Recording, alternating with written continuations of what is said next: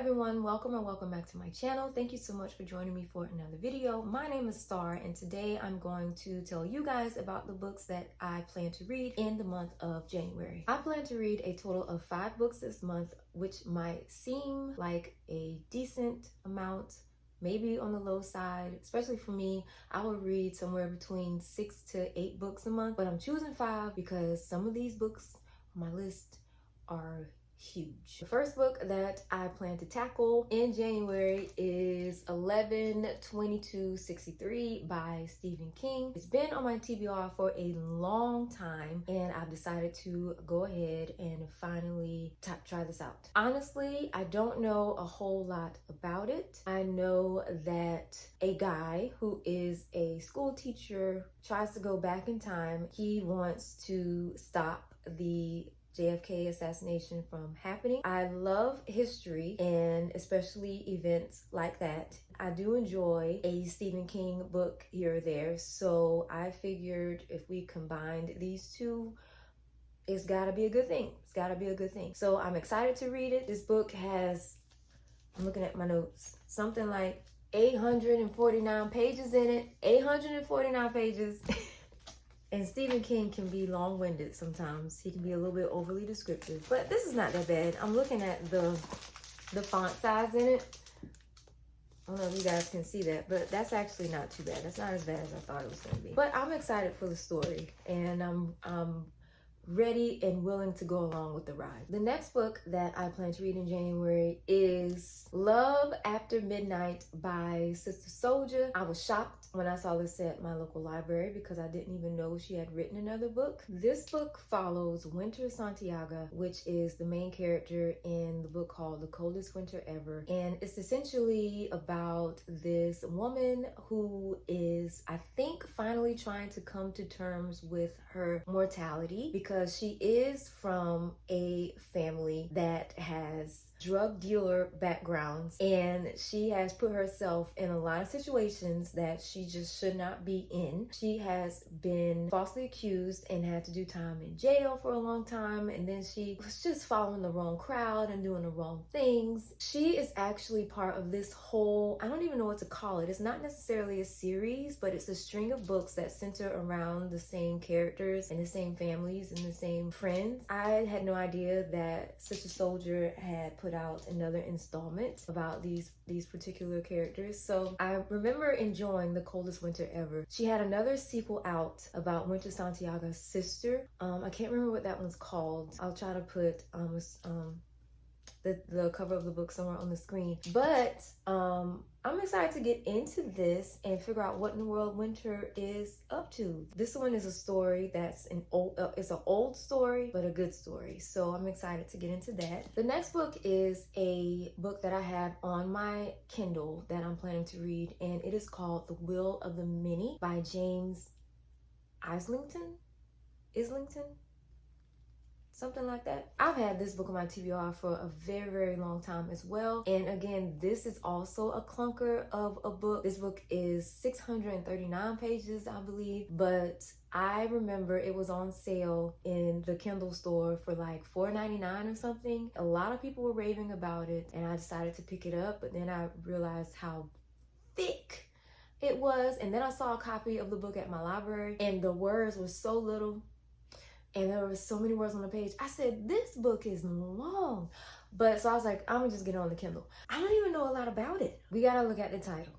The title says, The Will of the Many. Now, the Empire in this particular world, this is fantasy, by the way, high fantasy. In this particular world, this fantastical world, people's will, like their drive, their will to live, I don't know, their will to do stuff is taken and dispersed among the wealthy and the nobility, maybe, or the military, maybe, I think. Anyway, the people are upset about it and they don't want their will to be taken. So there's this main character named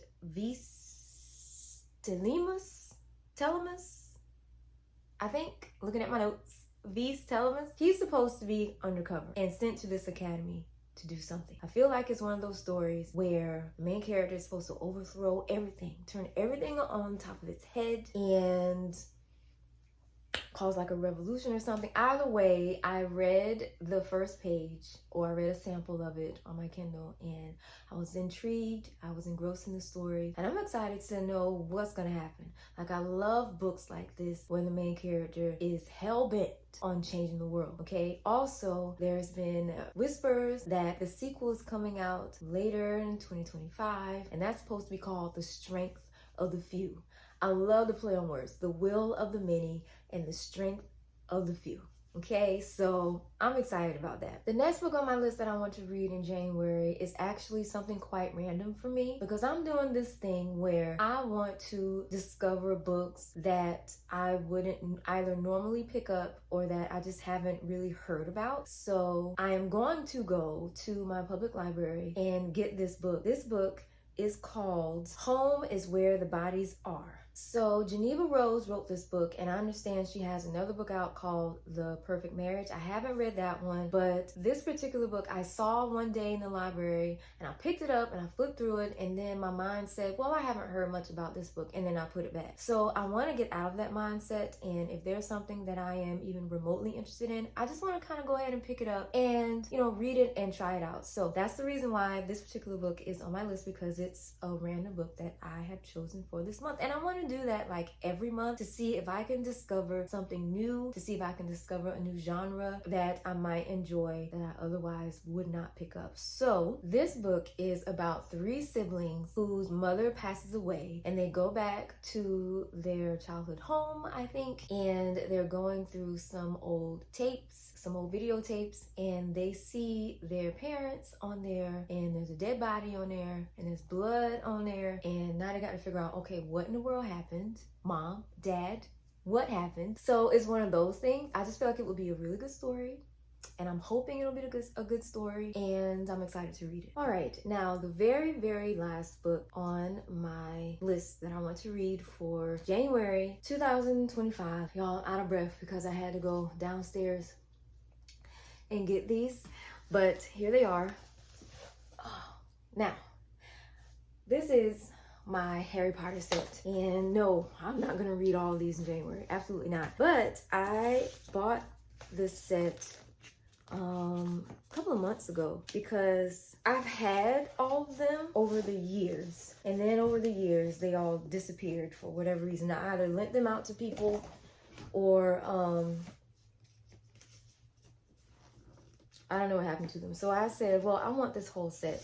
And I'm trying to pull out the first one because I want to reread Harry Potter. And I want to also do like a little movie marathon. So after I reread a book, I want to rewatch the movie. And I just think that it would be a nice little cozy time for myself to have every other month or so, because I love this story so much. Harry Potter will always be a major part in my heart and in my life. I think this is self-explanatory. I don't know if I need to talk about what Harry Potter is about. If you don't know, you should know. No, I'm kidding. It follows Harry, who lives with his aunt and uncle and his cousin, and he hates them. His family also hates him, and he's miserable until one day this giant man comes and says, "You're a wizard, Harry." And Harry's like, "What?" And then the giant man takes Harry to this world filled with magic and wonder and happiness until it's not. And then he comes across a bunch of evil wizards. So then he has to fight people for the greater good and all that stuff. Anyway, that's that in a whole nutshell, and it's a lot more exciting than how I described it. But yeah, so I'm excited to get back into this world. So that's my list, my TBR for January, and I better stick to it. I hope I stick to it because I'm a huge mood reader, and sometimes I just veer off. I just veer off and do other stuff. But thank you so much for watching. What are some books that you will be reading at the start of the new year? Let me know in the comments below, and I'll catch you in the next one. Bye-bye.